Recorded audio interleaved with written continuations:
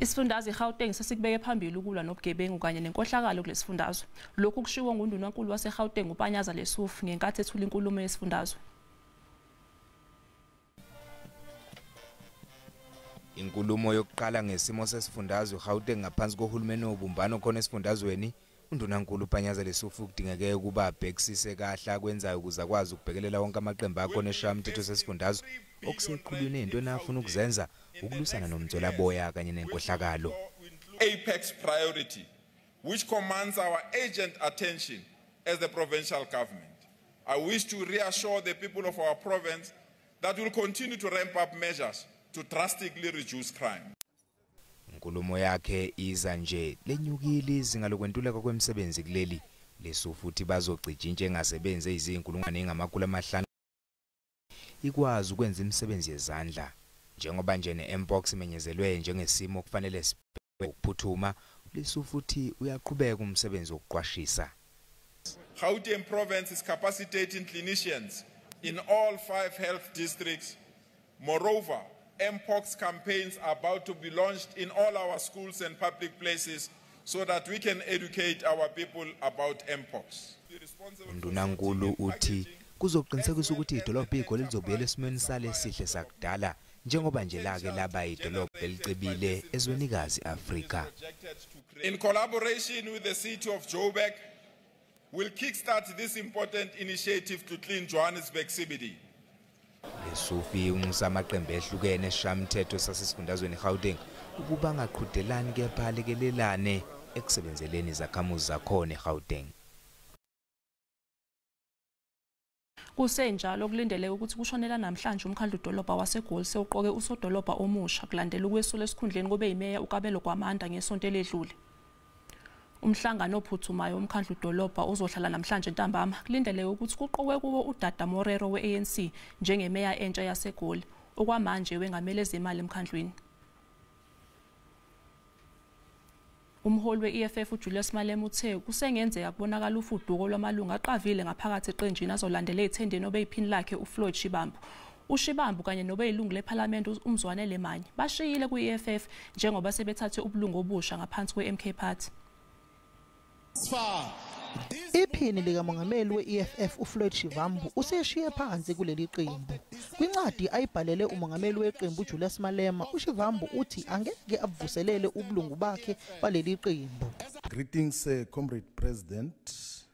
The chairperson of Ward 44 Johannesburg has informed me that my membership of the EFF has lapsed. And I said, please be informed that I will not renew my membership of the EFF in Ward 44, which is one of the best performing wards in Johannesburg region. I also request to resign my position as Member of Parliament and all positions in the EFF. So after receiving a go-ahead from the organization because it is the EFF that deployed me to Parliament. uShibambu usazoba ilungu leqembu lezepolitiki iMK ehlonipha leli qembu leEFF. uShibambu uthi angeke achaze ukuthi ingoba yini ehambile waya kwiMK.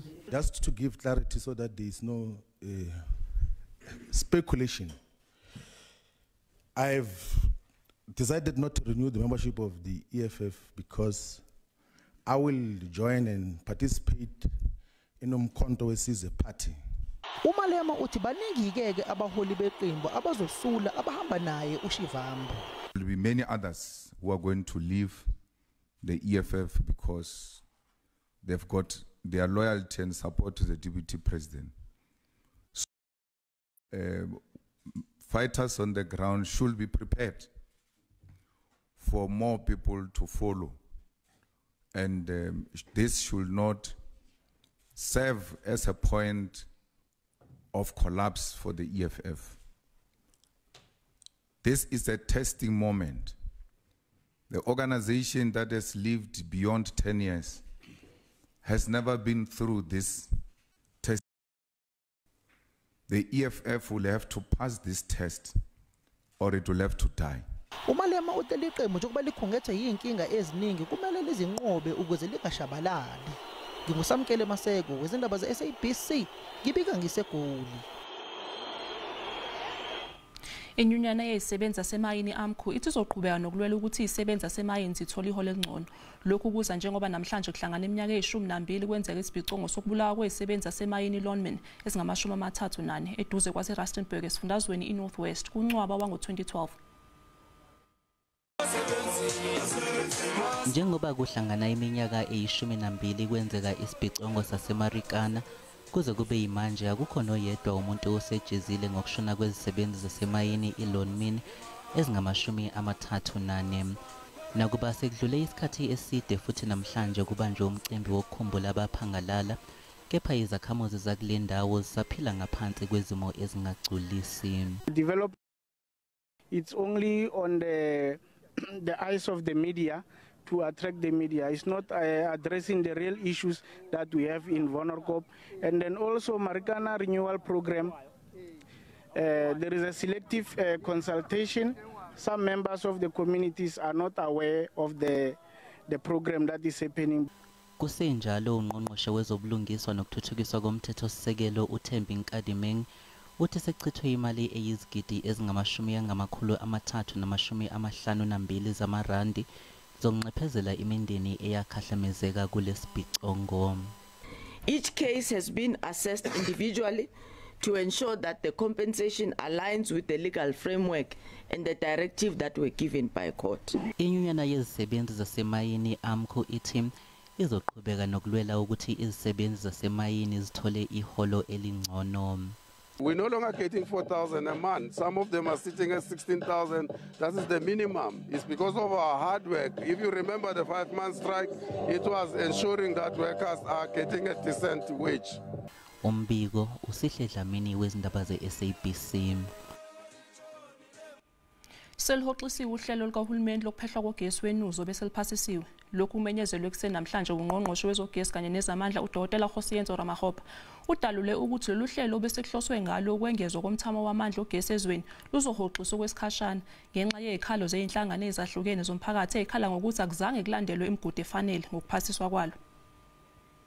Nuclear is part of the mix, nuclear is part of the future, but it's important that as we go out and procure, the procurement process must be able to stand the test of time. And in this instance, is the ability to be able to subject itself to scrutiny. And that's why we're asking NERSA that let's go back to that process, accord the public an opportunity to scrutinize, respond, and then on the basis of that, you can make a determination on concurrence. Once we receive that, we'll issue the gazette and run and ensure that we procure. And I want to give really confidence to the South African public that we'll take you every step of the way. That's a commitment we've made. We'll carry South Africans every step of the way to preserve the integrity of any procurement process, including the nuclear procurement process, especially given its checkered history. So it's important that there's an additional responsibility on the part of the minister. So now, finally, the application is granted. Inkantolo yemantshi kwamanzini eSwatini inqumo ukuthi izelamanzi akwaNdimande zibuyiselwe eNingizimu Afrika njengoba nje sibhekene necala lokubulala owabe ngumculi we-hip hop uKenan aka Forbes kanye nomngani wakhe uTibelo Motswane.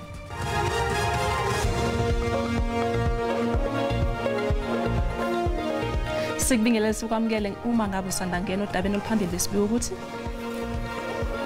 uNdunankulu waseGauteng uPanyaza Lesufu uthi ukugebenga kanye nenkohlakalo yizo azolwisana nakho kulesifundazwe. Mbukela sikhumbuza ukuthi lezi ndaba zikhona ku YouTube na ku SABC Plus ngena kuzo uyicinga amagama athi SABC izindaba na kanjani uzoyithola. Inkantolo yemantshi kwamanzini eSwatini inqume ukuthi izelamanzi akwaNdimande zibuyiselwe eNingizimu Afrika njengoba nje sibhekene necala lokubulala owabe ngumculi we-hip hop uKenan aka Forbes kanye nomngani wakhe uTibelo Motswane. Inkantolo inqume lokhu yathi banele ubufakazi obethulwe ngaphambi kwenkantolo malungana nokuhanjiswa kwezelamani. Regarding their safety and security has been dispelled.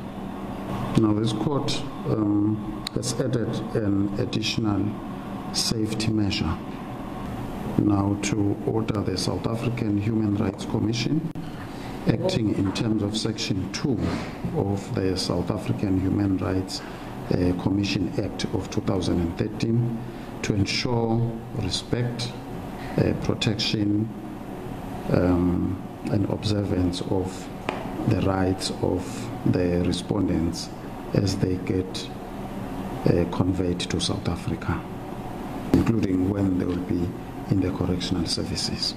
So now, finally, the application is granted. Uphiko oluphenya amacala omphakathi NPA lithi lidumele kakhulu ngesinqumo esikhishwe yinkantolo ephakeme ePitoli njengoba inqumo yokuthi bashushiselwe eceleni abasolwa ababili ababhekene noxhaxha lwamacala afaka phakathi inkohlakalo kanye nokukhwabanisa okwenzeka ebhange iVBS Mutual nokwaholela ekutheni leli bhange liwe bhu ngoNdasa wangonyaka u2018. Ummeli wabasolwa ababili kuleli cala uAdvocate Sean Abrams uthi isinqumo esithathwe yinkantolo sinobulungiswa. Intatheli yendaba zeSABC uKelvin wakwadludla usenkantolo. Sila inkantolo ephakeme ePitoli njengoba ke sizolalela ke icala elibhekene nabasolwa abayishumi nantathu njengoba bebhekene ke noxhaxha lamacala. Namhlanje ke inkosi yenkantolo ke ikhiphe isinqumo sokuthi iyavuma ukuthi ababili kulabasolwa icala labo lishushise eceleni njengoba kade kuceleke ummeli wabo ke uAdvocate Sean Abrams. Njengamanje ngizokwethula ke okhulumela ke uphiko olushushisa amacala omphakathi NPA uAdvocate Mthunzi Mhaka asikubingelele sikwamukele endabeni zosuku. Njengamanje sizwile ke isinqumo Paula Ntini njenge-NPA. Noko sibudana sesigqibo sejudge kuba kufuneka uba amangqina ethu ngoku anika ubungqina kabini. Ayonto ke leyo efuneka yenzekile xa uqhuba amatyala akumila kunje. Okwesibini, ijudge kufuneka uba siyinikwe entsha engeyiyo le ichophele elityala. Kufuneka nemalungu okanye abantu abasebenzela inkunja kufunyanwa abanye for elityala lesibini lizawuxoxwa. Kodwa ke sawulinda sifumane izizathu ezithe chakasa ezibonakalisa kelele kwesisigqibo. Emveni koko sikwazi ufaka isibheno kuba siqinisekile uba ngaba enye inkundla iyawugqiba ngokwahlukileyo kwindlela le iye yagqiba ngayo. Loyo ke embukelo wendaba zeSABC Umthunzi Mhaka okhulumela ke iNPA ubechaza kabanzi ke ngesinqumo esikhishwe inkantolo namhlanje njengoba ke ivune ummeli wabasolwa ngoba ke inkantolo ithe iyavuma ukuthi bashushise ngasese. Igama lami nguCalvin wakwadludla endabeni zeSABC ngibika ngekomkhulu ePitoli. Inkantolo yemantshi yasePalmridge ihlehlisela umhlazi 12 kuMandulo icala elibhekene nomfundisi uPaseka Motsoneng odume ngelikaMbhoro kanye nasolwa nabo. Ngesonto eledlule uMotsoneng wavela kafushane enkantolo icala labe sehlehliselwe usuku lwanamhlanje. Laba ababhekene namacala okuthumba ukuba nezibhamu engekho emthethweni nokushaya ngenhloso yokulimaza. Inkantolo ibe isihlehlisela umhlazi ngama-20 kuMandulo icala ukuze kulalelwe isitatimende sofakazi abasolwa abagcinwe esitokisini. Umangalelwa uMrwadi Choloto ugcine iphumelele ukuthola ibheyili enkantolo yemantshi eBloemfontein. uCholoto wayengumsizi wehhovisi lowayengundunankulu eFree State uAce Magashule ngomunye wabasolwa kwabangaphezu kweshumi ababhekene nezinsolo zecala lenkohlakalo ngethende lika 255 million wamarandi lokukhishwa kophahla lwezindlu ezayisafulelwe ngentsheboya esifundazweni. Ibhili ezinkulungwane ezimbili zamarandi namakhulu amahlanu inkantolo. Umshushisi wecala ubengahambisani nokuthi ahlinzekwe ngebheyili ebeka amaphuzu ukuthi ingenzeka abaleke uma igcinwa ngaphandle. Imantshi ayizange igculiseke ngalokho kubekwe umshushisi njengezizathu zabo zokwenqabela ibheyili. After all of this, I am indeed satisfied that the defence proved to the court on a balance of probability that it is in the interest of justice to grant bail to the applicants, so bail will be granted. So the only aspect that we are now going to deal with is the amount of bail and possible bail conditions. The state appears to treat this matter as though it was a Schedule 6 bail application. They seem to want Ms. Choloto to produce facts, but that is not what the law requires. If it's Schedule 5, the law says. iNPA isamukele isinqumo esithathwe inkantolo. The onus rests with the applicant on a balance of probability to prove her case that she does indeed deserve to be granted bail, that it will be in the best interest of justice that she is granted bail. So we do respect the decision of the court. Kulindeleke ukuthi namhlanje umshushisi wecala kanye nethimba labameli bommangalelwa bavumelane ngosuku lokwedluliselwa kwaleli icala esigcawini senkantolo ephakeme. Ungqongqoshe wezokuthuthukiswa kwezolimo Eastern Cape uthi umnyango usebenza kanzima ukulinganisa abesifazane kanye nabesilisa emkhakheni wezolimo. Lokhu kuphume emcimbini wendondo wokuhlonipha abesifazane iWomen Entrepreneur Awards ababambe iqhaza emnotho esifundazweni. Kulomkhakha okwamanje ophethwe ngabesilisa kubonakala sengathi nabesifazane bayangena khaxa kwezolimo. Izithiyo zokungena umhlaba womphakathi zihlanganisa imithetho nenqubomgomo zesakhiwo sobuholi, izithiyo zomnotho kanye nesakhiwo somndeni. By doing this, we want to acknowledge the role that women play, because constitutionally, according to the Constitution of South Africa, women are also human beings, and we know that policy-wise, we have to focus on women to emancipate and empower them so that we address that disadvantage that put them that treated them as inferior to men. So we want to encourage them that they too can do it. Abanikazi bamapulazi besifazane bayavuma ukuthi kukhona ukuchema embonini. Ukugodlwa kolwazi olubalulekile ngabanye abalimi kungenye yezinselele ezinkulu. Mostly I work with men and they are not good sharers, especially with information. Kodwa ngale kwalezi zinselele laba besifazane bakholwa ukuthi bahamba ngendlela okuyiyona.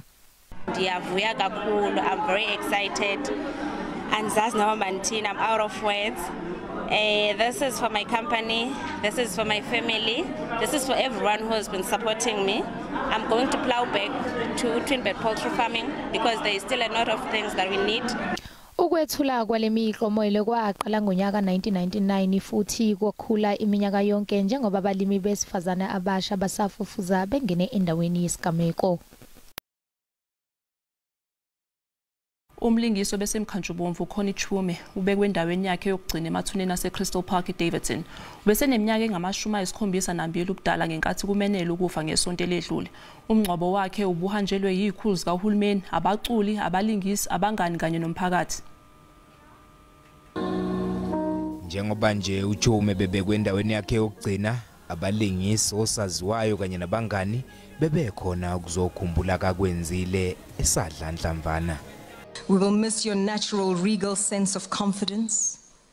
We will miss your scrutinizing. We will miss your encouragement when the morale was low. uChume usebenze kakhulu kwezeshashalazi kuleli ngasekuqaleni kwalonyaka ukhonyeliswe ngendondo iLiving Legend ekhonyeliswa umnyango wezemidlalo, ubuciko namasiko. Uke walingisa kuBlack Panther waphinde walingisa nakuBlack is King kaBeyonce. Emndenini wakhe ube ngumama onothando. The past 3 months have been filled with anxiety and stress, creeping in day by day. 65 days I spent without you cheering me on when I get ready for castings, reading my lines with me. She was a fighter, and as we all know, she's fighting for the industry. For me, I saw this industry from the back, if I may say. I was never in the front, but what I saw from the back, for me, I never envied the industry. This government, for the past 5 years, 1 billion for movies. 1 billion. There's not even a hit movie that came out. People have not been paid. Umam Connie njengoba ubebizwa kanjalo unconyiwe akanconyelwanga nje ikhono lakhe kuphela kepha namandla benawo kanye nokukhalipha. Chume fihlelwe emathuneni aseCrystal Park. Inhloko zombuso zakwamanye amazwe seyiqalile ukutheleka enhloko dolobha iHarare Zimbabwe ukuyothamela ingqungquthela yeSADC yehlandla lama-44. One of the key institutions that SADC had was the SADC Tribunal. Okay, so instead of SADC countries accusing each other, you know, there's this not very pleasant fracas between Zimbabwe and Zambia. Now, if you had a SADC, right, and Zimbabwe was unhappy about the SIOM report, they could go to the SADC tribunal, okay, and say, we want to present an argument about why this report is wrong. Right? Very nice. It's an impartial body made up of judges. SADC got rid of it. Why? Because it was proving embarrassing to individual countries. Luphezulu uhwebo lwerandi ezimakethe namhlanje. Libiza u17.97 edoleni lasemelika, libe ngu73.15 kupondo kanti lingu19.73 ku-euro. Ipula laseBotswana libiza u1.33. Iphezulu inkomba yezabelo JC. Igolide libiza $2,459 i-ounce, iplatinum yona ibiza $953 i-ounce, uoyela ongahluziwe ubiza $80.77 umphongolo.